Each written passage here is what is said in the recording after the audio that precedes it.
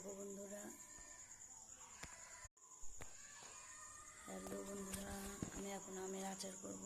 এই যে আম ভেজে নিয়েছি, কেটে নিয়ে শুকনো লঙ্কা, পাঁচফোড়ন আর তেজপাতা দিয়ে এখন এগুলো মিষ্টির রসে ফেলবো।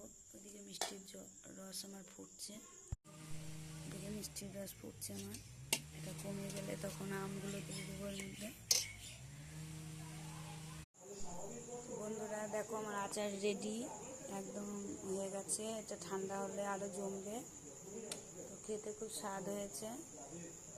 তো তোমরা যারা খাবে আমাদের বাড়িতে চলে এসো, যারা ভালোবাসো কমেন্ট করবে যে আমি আচার খেতে ভালোবাসি, পারলে বাড়িতে দিয়ে আসবো।